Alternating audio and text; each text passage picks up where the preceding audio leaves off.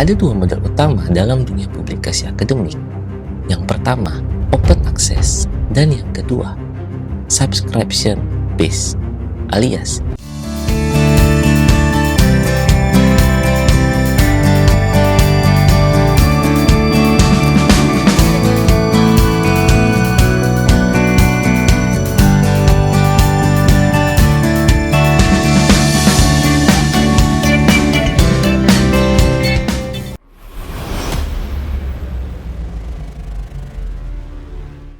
Halo, selamat datang kembali di Dunia Scopus, channel yang membahas seluk-beluk dunia akademik, publikasi ilmiah, dan tentu saja jurnal bereputasi.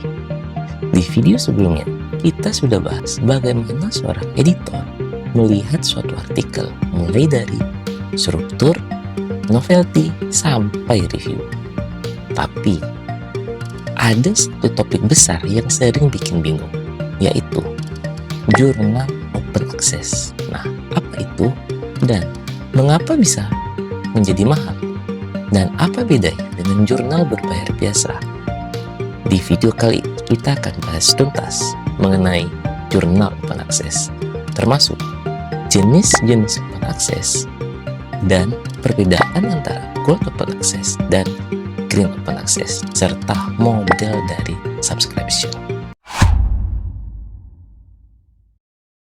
Sebelum bahas open access, kita perlu paham dulu satu konsep besar yang jadi dasar dari gerakan ini, yaitu open science. Open science adalah filosofi kerja ilmiah yang mendorong proses riset yang inklusif, yaitu semua orang bisa berpartisipasi dan mendapatkan akses, kolaboratif, membuka jalan antar peneliti lintas negara dan institusi, serta yang terakhir, transparan. Data, metode, dan hasil penelitian bisa dicek dan direplikasi. Nah, sehingga dengan open science, kita membayangkan dunia riset yang lebih terbuka, bukan cuma untuk akademisi elit atau institusi besar, tapi juga untuk mahasiswa, dosen muda, peneliti independen, bahkan masyarakat umum. Nah, sekarang kita masuk ke inti pembahasan. Apa itu open access? Open access berarti akses yang gratis dan permanen ke suatu karya ilmiah akademisi yang bisa dibaca, diunduh, dan dibagikan oleh siapapun tanpa biaya. Tapi perlu dicatat, gratisnya itu untuk pembaca ya, bukan berarti tidak ada biaya sama sekali. Justru model open access seringkali dialihkan biayanya ke penulis atau institusi. Nanti kita bahas detailnya di bagian gold dan green open access. Nah, ada dua model utama dalam dunia publikasi akademik.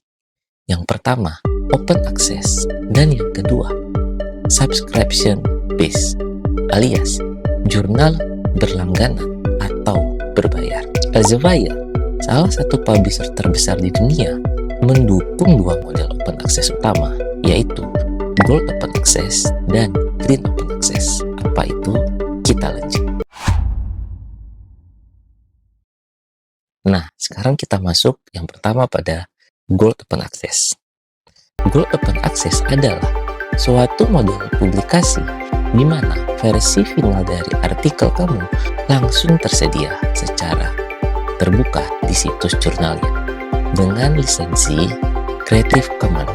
Bagaimana sih ciri-cirinya? Yang pertama, jurnal bisa dibaca dan digunakan ulang oleh siapapun, dan penulis atau institusinya harus membayar artikel processing charge, dan tentunya pembaca tidak perlu membayar biaya apapun.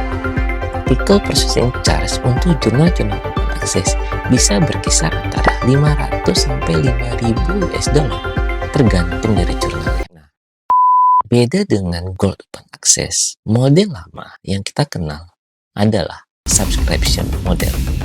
Disinilah pembaca atau institusinya membayar untuk akses jurnal, alias sistem Pay. Bagaimana ciri-ciri? Yang pertama, pembaca membayar, bukan penulis membayar. Yang kedua, artikel terkunci di balik pay. Yang ketiga, biasanya ada transfer cipta ke penerbit. Dan yang keempat, tidak langsung bisa diakses oleh pelanggan. Tapi nih, ada pengecualian yang dikenal sebagai Green Open Access. Ini adalah praktik di mana penulis mengarsipkan versi awal artikelnya, atau biasa dikenal sebagai versi executed script, ke repositori institusi atau portal publik.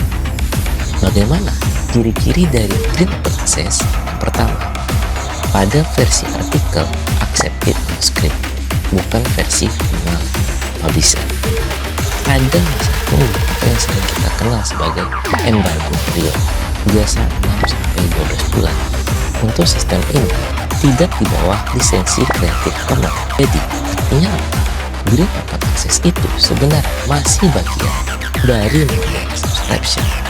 Artikel tetap masuk ke jurnal yang berbayar, tapi versinya bisa diakses secara terbatas setelah embargo. Nah, mungkin kamu bertanya, kenapa sih harus ribet-ribet ngerti ini semua? Jawabannya adalah, yang pertama, integritas akademik. Jangan sampai kamu bayar PC ke jurnal abal-abal. Dua, kamu sebagai penulis pahami hak cipta, lisensi, dan akses. Yang ketiga, efisiensi biaya. Pilih model publikasi yang sesuai dengan sumber dana. Riset harusnya bisa dimanfaatkan kepada masyarakat luas. Kalau kamu dapat hibah atau dari institusi besar, Gold Open Access jadi pilihan. Tapi kalau tidak ada dana, pertimbangkan jurnal subscription yang diizinkan Green Open Access. Oh ya, beberapa publisher juga mendukung transformative agreement, yaitu perjanjian antara universitas dan penerbit agar peneliti bisa publikasi open access tanpa bayar langsung artikel prescription. Bagaimana caranya? Silakan tanya ke perpustakaan kampus kamu ya. Nah, jadi nih, para peneliti semua, open access bukan sekedar tren. Ini adalah bagian dari gerakan global menuju ilmu pengetahuan yang lebih inklusif, kolaboratif, dan transparan. Kita semua bisa jadi bagian dari perubahan ini. Kalau kamu merasa ini bermanfaat, silakan like dan subscribe supaya tidak ketinggalan konten edukatif dunia Scopus berikutnya. Kita bakal bahas topik-topik seru lain. Sampai jumpa di video selanjutnya. Assalamualaikum warahmatullahi wabarakatuh.